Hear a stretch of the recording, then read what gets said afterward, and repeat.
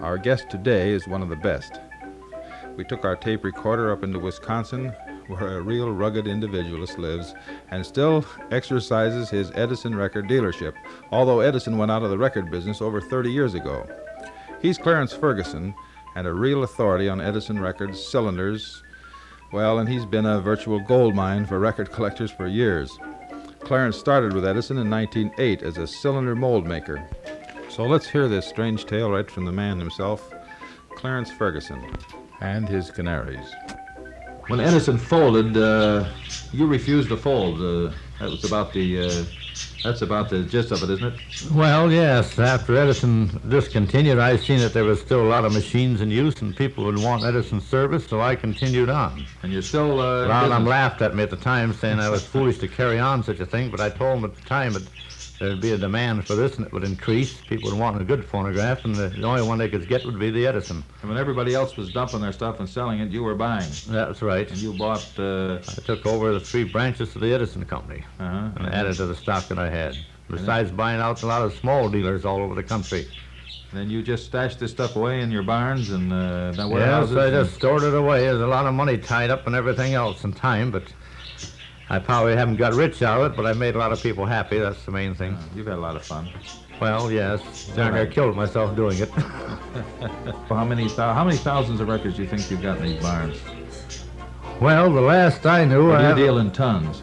Well, I deal more in tons, you might say. The last that I know of, I've got around 30 ton of the disc, and I don't know how many thousands of the cylinders.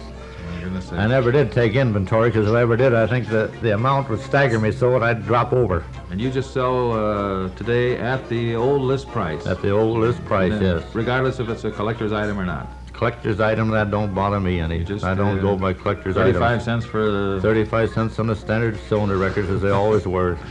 That's amazing, because you see some of these collectors' lists, those things are marked up pretty good.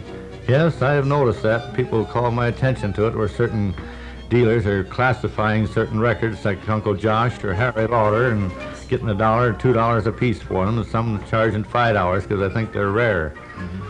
But if it ever gets to that rareness, I've got the molds and can turn them out myself, so I won't have to worry. Now, I can still give my competitors a run yet if I want to go after it. Yeah, I understand. You can still make a mold. You're one of the few guys, I guess, left in the country that can make a mold. Well, as far as I know, I've been told I'm the only one left that can make the molds. You explained that elaborate process to me one time with a cheese cover and a vacuum and a... Yes, the gold molding and the vapor system used for gold molding the records.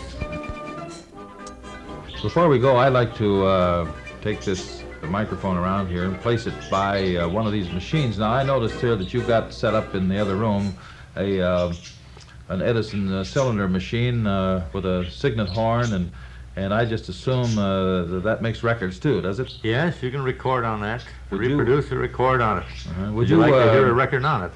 I'd like to hear. I'll tell you what I'd like to hear. I'd like to hear you make a record on it, and we'll play the record back into this thing, and just to demonstrate a little bit of that quality, because it's really amazing what you do get out of that thing when on a playback. And maybe we could also put on an old part of an old cylinder there, one of those. I noticed you got some old comedy cylinders there, just to also see what the quality of these things really is. Tell you what I'd like to hear. I'd like to hear you cut a record on this thing now, just like they used to do in the old horns, and then we'll play it back. You do this on old soft wax. Yes, on the old recording blanks. Old recording blanks. I manufacture myself, because now the old blanks are too hard with age and can't be used successfully. And as they're no longer made, I've had to manufacture them myself. That's wonderful. I'd like to buy a few of those. Well, we can probably make up a few. That's wonderful, because I know that I've tried it on mine at home, and of course the wax is so hard that I get a very distorted tone on it. And you told me the other day that I didn't realize this, that this is because the wax is too hard. It's aged. Yes, through time and the years, the wax has become hard. and the recording point will not cut into it like it should. Well, let's try one. All right. Clarence Ferguson making an old-time cylinder recording as they did in the old days. We stood in front of the recording horn, and the announcer went at beginning the record, such as "Take a Car," sung by Collins and Harlan, Edison record. "A High Old Time in Dixie," sung by Collins and Harlan, accompanied on the banjo by Vessel Osman. Now let's play that back and see how that sounds. All right, we're ready.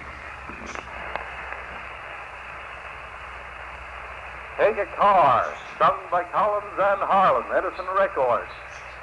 A High Old Time in Dixie, sung by Collins and Harlan, accompanied on the banjo by Mr. Vessel Osman. Wow, well, that's pretty good. Yeah. I'd say that that cylinder still has a place in the world today. What do you think? Yes, I think it has. There's not many of the disc records today can come up to the tone of them. That's for sure. Well, it's been really great here, and thanks very, very much for the interview. And of course, I'll be seeing you from time to time from now on, I hope. Well, there you have it. My father visiting with Clarence Ferguson in Merrill, Wisconsin in 1959.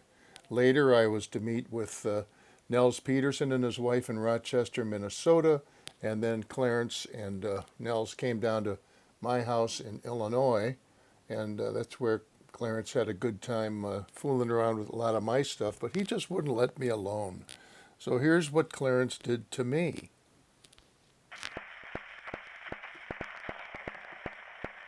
Professor Otto Hippenhoffen-Hufenheimer discusses Mr. Louis Green, Jr., Edison Records.